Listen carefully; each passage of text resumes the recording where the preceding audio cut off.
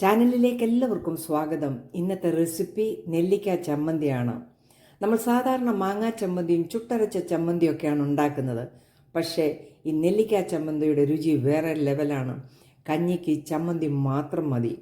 ഈ നെല്ലിക്ക ചമ്മന്തി ഉണ്ടാക്കുന്നത് നമുക്കൊന്ന് കാണാം. നെല്ലിക്ക ചമ്മന്തി ഉണ്ടാക്കുന്നതിന് 5 നെല്ലിക്ക ഞാൻ എടുത്തിട്ടുണ്ട്, 1/2 കപ്പ് തേങ്ങ എടുത്തിട്ടുണ്ട്, 3 പച്ചമുളക്, ആവശ്യത്തിന് ഉപ്പ്, 1 തണ്ട് കറിവേപ്പില, 2 കഷ്ണം ഉള്ളി, ഇത്രയുമാണ് എടുത്തിരിക്കുന്നത്. 5 നെല്ലിക്ക എടുത്തേക്കുന്നത് കൊണ്ട് പുളിയുടെ ആവശ്യമില്ല, നമുക്കിതിന് പുളി ചേർക്കുകയും വേണ്ട. ഈ നെല്ലിക്ക നമുക്ക് കുരുവെല്ലാം മാറ്റി ചെറുതാക്കി ഒന്ന് അരിഞ്ഞെടുക്കാം.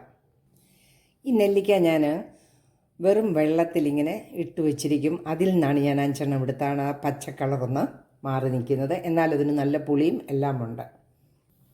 ഒരു മിക്സിയുടെ ജാറിലേക്ക് ഈ കട്ട് ചെയ്ത നെല്ലിക്കായിട്ട് നമുക്കൊന്ന് നല്ലതായിട്ട് ഒന്ന് അരച്ചെടുക്കാം.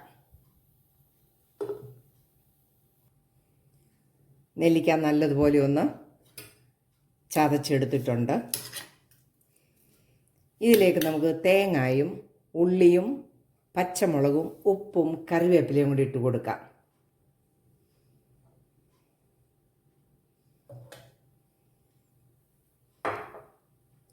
അവനവൻ്റെ എരിവിനനുസരിച്ച് വേണം പച്ചമുളക് ഇടേണ്ടത്. കാന്താരി ഉപയോഗിച്ചാലും നല്ലതാണ്. 1 തണ്ട് കറിവേപ്പില,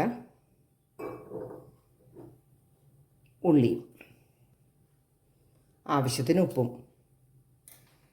ഇതെല്ലാം കൂടെ നമുക്കൊന്നുകൂടെ ഒന്ന് മിക്സ് ചെയ്യാം, അല്ലെങ്കിൽ മേൾവശത്ത് തേങ്ങ അരയാതെ കിടക്കും. നമുക്കൊന്ന് നല്ലതുപോലെ മിക്സ് ചെയ്ത് കൊടുക്കാം. ഒട്ടും വെള്ളമൊന്നും ഒഴിക്കരുത്. നമുക്കിത് അരച്ചുകൊണ്ട് വരാം. ചമ്മന്തി റെഡി ആയിരിക്കുകയാണ്.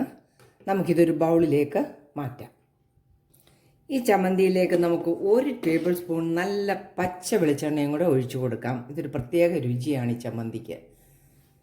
നല്ലതുപോലെ ഒന്ന് ഇളക്കി കൊടുക്കാം.